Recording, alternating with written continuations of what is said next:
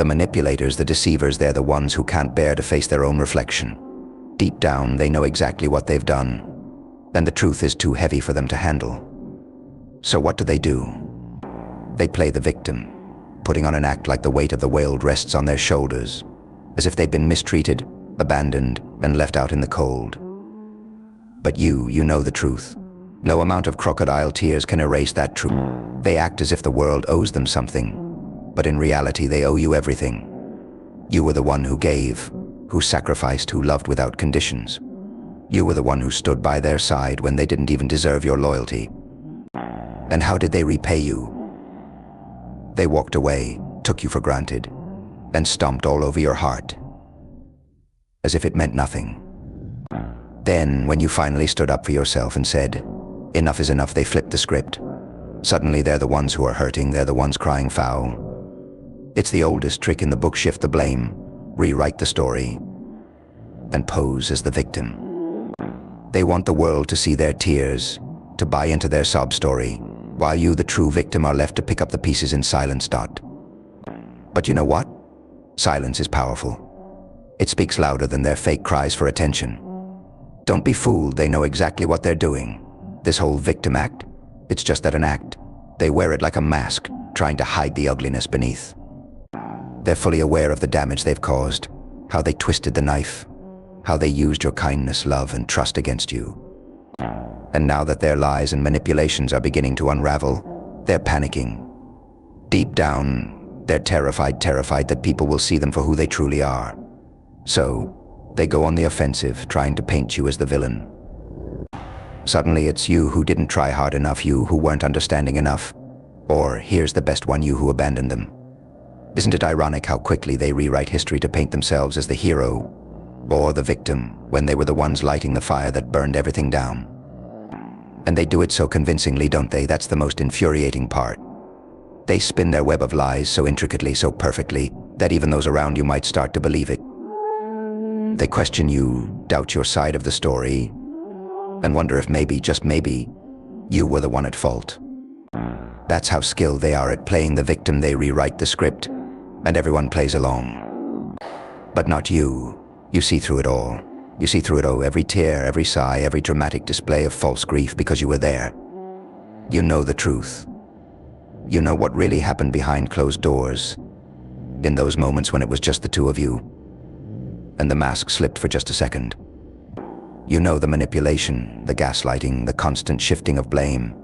And while they parade around acting like they're the ones suffering, you're the one carrying the scars.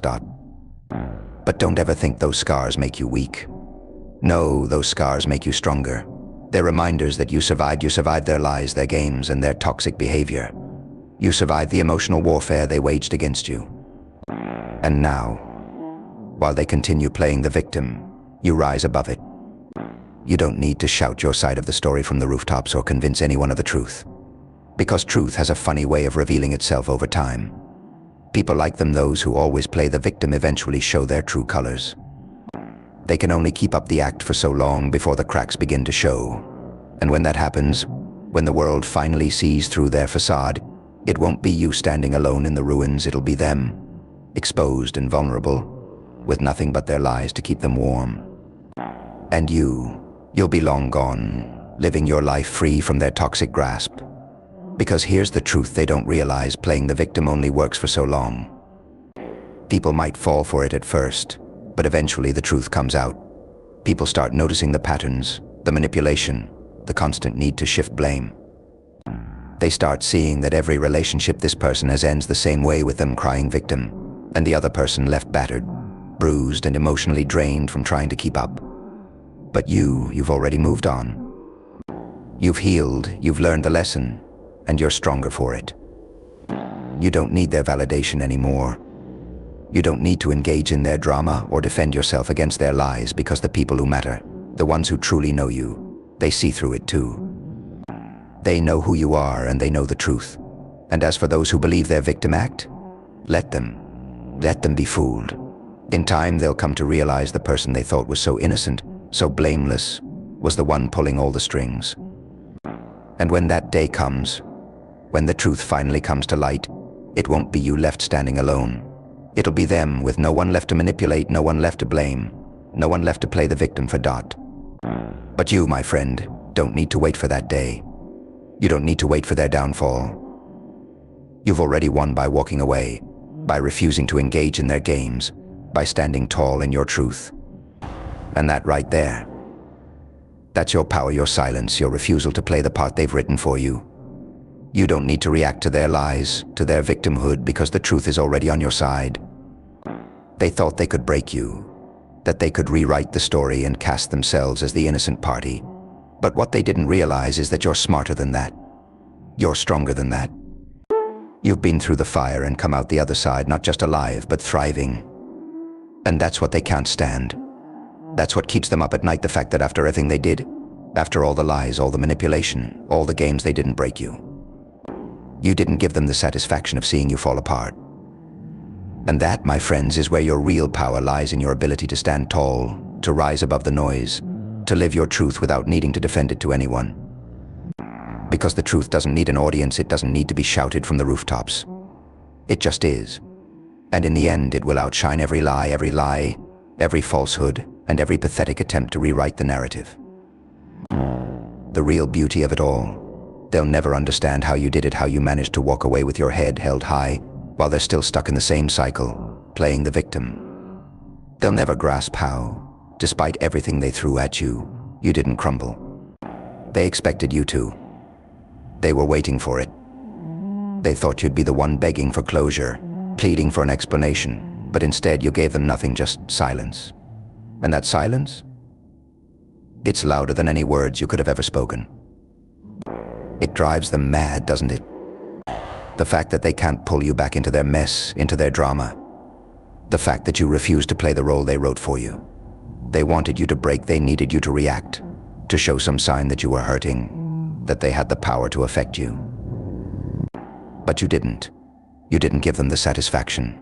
And now all they have left is the mess they created in their desperate attempts to rewrite the story. While they sit there wallowing in their self-made pity party, you're out there living. You've reclaimed your peace, your power, your dignity. You stepped out of the shadows they tried to cast over you, and now you're shining brighter than ever. That's the part they can't stand, the part they'll never admit, because in their twisted mind they expected to be the star of your downfall, the villain in your story. But instead, they're just a footnote in a chapter you've already closed. When they act like the victim, they hope to trap you in their web, to control the narrative, to control the narrative, to control how people see you and how you see yourself. But here's the truth: you took back that control the moment you stopped caring about their version of events. You took back the pen and started writing your own story, Dot. In writing your own story, you discovered the strength you never knew you had, the strength to walk away, the courage to set boundaries, and the power to reclaim your peace. The people who manipulate and deceive, who cry wolf and play the victim, they can't stand that.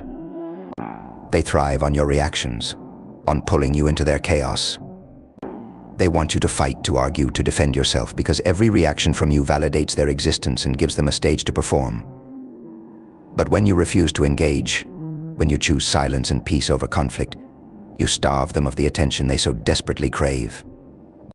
You become untouchable, and that's what terrifies them. They've lost control, and people like that, they live for control, Dot. See, they never expected you to rise above it all. They never anticipated that you'd find your own strength and walk away from their cycle of drama. They never thought you'd have the power to see them for who they really are and move on without them. And that's what haunts them. It's not just the silence, it's the fact that they can't rewrite your story anymore. You've taken back the pen and they're left on the sidelines, watching as you build a life they can no longer infiltrate. They watch as you laugh, as you thrive, as you connect with people who see your worth and value you for who you truly are. And all they have left is the life they've spun around their lies, a tangled mess of their own making, Dot. And eventually they'll find themselves alone in that web, no more audience to feed off of, no one left to manipulate. Because here's the truth about people like them: their victim act has an expiration date. It might buy them sympathy for a while, but eventually people start seeing through it. They start recognizing the patterns, the inconsistencies, the constant tales of woe. They see that every person they've been close to ends up with the same story of betrayal, And eventually they start to question who the common denominator really is. Slowly but surely the spotlight fades, and the sympathy dries up. And when that happens, the manipulators, the deceivers, they have no one left to turn to but themselves. And that's when they finally have to face the reflection they've been avoiding all along. But by then, it's too late. Their mask has fallen, and the world sees them for who they truly are. But you, by then you're so far ahead that their downfall barely registers. You've created a life filled with purpose, with people who uplift you and recognize your strength. You've healed, rebuilt, and reclaimed your power. You've taken back your happiness, your joy, and your light, things they tried so hard to steal from you. And they hate that. They hate that you rose above. They hate that their lies and schemes couldn't keep you down. They hate that you didn't need their validation, their closure, or their version of events to move on. And they hate that you're flourishing without them. That's the ultimate revenge, isn't it? To live a life they can't touch, a life that no longer revolves around their chaos. To wake up every day knowing your peace is no longer in their hands. To thrive, to shine, and to stand strong in your truth, while they remain trapped in the shadows they created for themselves. That's where your power truly lies, not in proving anything to anyone, but in living a life that speaks for itself. You've already won by choosing yourself, by choosing to walk away from the lies and manipulation, by choosing to write a new chapter filled with light, strength, and authenticity. And that, my friend, is the most powerful story of all.